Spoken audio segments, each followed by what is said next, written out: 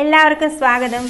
അപ്പോൾ ഡിസംബർ ഒക്കെ ആയിട്ടുണ്ട്. ഇനിയിപ്പോൾ ചെറുതായിട്ട് തണുപ്പൊക്കെ തുടങ്ങും.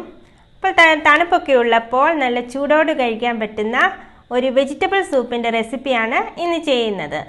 അപ്പോൾ എൻ്റെ ഈ ചാനൽ സബ്സ്ക്രൈബ് ചെയ്തിട്ടില്ലാത്തവർ സബ്സ്ക്രൈബ് ചെയ്യാനും അതോടൊപ്പം തൊട്ടടുത്തുള്ള ബെൽ ബട്ടൺ അമർത്താനും മറക്കരുത്. അപ്പോൾ നമുക്ക് ഈ വെജിറ്റബിൾ സൂപ്പ് എങ്ങനെ തയ്യാറാക്കാമെന്ന് നോക്കാം.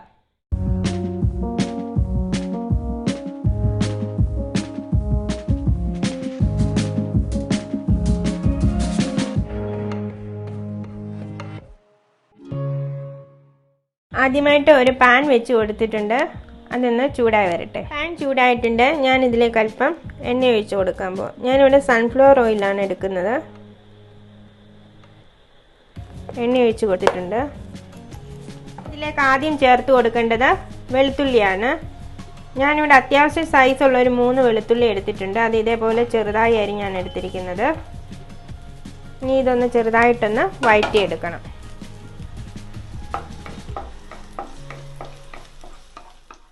ഇപ്പോൾ ചെറുതായിട്ട് വഴന്നു വന്നിട്ടുണ്ട്. ഒരുപാട് ബ്രൗൺ കളറായി പോകണ്ട, ഒന്ന് വഴന്നാൽ മാത്രം മതി. ഇനി ചേർത്ത് കൊടുക്കാൻ പോകുന്നത് സവാള ചെറുതായിട്ട് അരിഞ്ഞതാണ്. ഞാനിവിടെ അരമുറി സവാള എടുത്തിട്ടുള്ളൂ. ചെറിയ ക്വാണ്ടിറ്റിയിൽ ഞാനിവിടെ സൂപ്പ് ഉണ്ടാക്കുന്നുള്ളൂ. അതുകൊണ്ട് കുറച്ച് ക്വാണ്ടിറ്റിയിലെ പച്ചക്കറികളൊക്കെ എടുക്കുന്നുള്ളൂ. ഇനി ഇതുകൂടെ ഒന്ന് വഴന്നതിന് ശേഷം നമുക്ക് ബാക്കിയുള്ള പച്ചക്കറികൾ ഓരോന്നായിട്ട് ചേർത്ത് കൊടുക്കാം. ഇതിലേക്ക് ബാക്കിയുള്ള പച്ചക്കറികളൂടെ ചേർത്ത് കൊടുക്കാം. ഇനി ഞാൻ ചേർക്കുന്നത് ക്യാപ്സിക്കമാണ്. ഇതൊരു അരമുറി ക്യാപ്സിക്കം എടുത്തിട്ടുള്ളൂ. പിന്നെ ചേർക്കുന്നത് ക്യാബേജ്. ഇതൊരു 1/4 കപ്പ് ക്യാബേജ് ഉണ്ട്. അതും ചെറുതായി അരിഞ്ഞ് വേണം എടുക്കാൻ. പിന്നെ ചേർക്കുന്നത് ക്യാരറ്റാണ്. ഇതൊരു പകുതി ക്യാരറ്റ് ഗ്രേറ്റ് ചെയ്തെടുത്താണ്. ഇനി ഇതെല്ലാം കൂടെ നന്നായിട്ട് മിക്സ് ചെയ്തൊന്ന് വഴറ്റിയെടുക്കണം.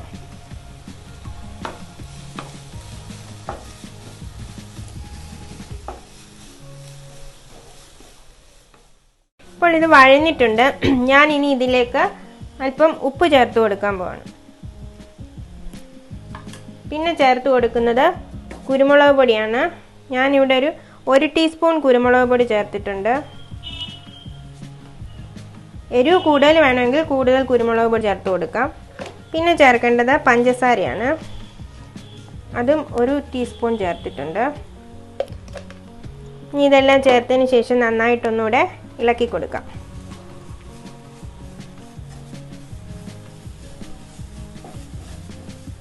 ഇനി ഇതിലേക്ക് അല്പം വെള്ളം ചേർത്ത് കൊടുക്കാം.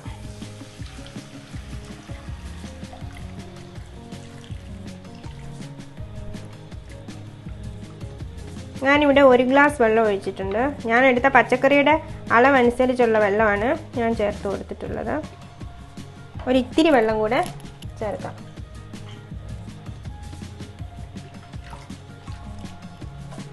ഇനി ഇതെല്ലാം കിടന്ന് നന്നായിട്ടൊന്ന് തിളയ്ക്കണം. ഇനി ഇതിപ്പോൾ തിളച്ച് വന്നിട്ടുണ്ട്. ഇനി ഇതിലേക്ക് ഒഴിച്ചു കൊടുക്കേണ്ടത് കോൺഫ്ലോർ ആണ്. ആ കോൺഫ്ലോർ നമ്മൾ ഒരു ബൗളിൽ എടുത്തതിന് ശേഷം ഇതേപോലെ ഒന്ന് വെള്ളം ഒഴിച്ച് ഇളക്കിയെടുക്കണം. എന്നിട്ട് മാത്രമേ ഇതിലേക്ക് ഒഴിച്ചു കൊടുക്കാവൂ.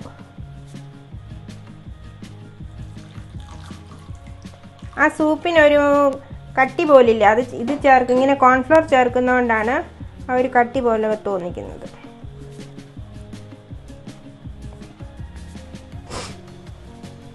ആ കോൺഫ്ലോർ ചേർത്തപ്പോഴത്തേക്ക് ഇപ്പം നല്ല തിക്കായിട്ട് വന്നിട്ടുണ്ട്.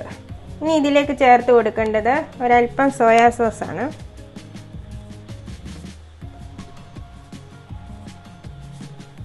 ഒന്നുകൂടെ നന്നായിട്ട് ഇളക്കിയതിന് ശേഷം നമുക്ക് സ്റ്റവ് ഓഫ് ചെയ്യാം.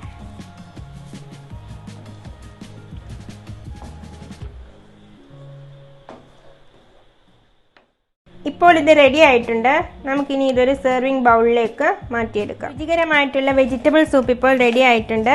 ഞാൻ ഇതിന് പുറത്തേക്ക് അല്പം കോൺഫ്ലെക്സ് കൂടി ഇട്ട് കൊടുക്കുകയാണ്. അപ്പോൾ തണുപ്പുകാലമൊക്കെ തുടങ്ങിയിട്ടുണ്ട്. എല്ലാവരും ചൂടോടുകൂടി ഈ സൂപ്പ് ഒന്ന് ഉണ്ടാക്കി നോക്കണം. ഇഷ്ടമായെങ്കിൽ വീഡിയോ ഷെയർ ചെയ്യണം. അതേപോലെ തന്നെ കമൻറ്റ് ചെയ്യാനും മറക്കരുത്.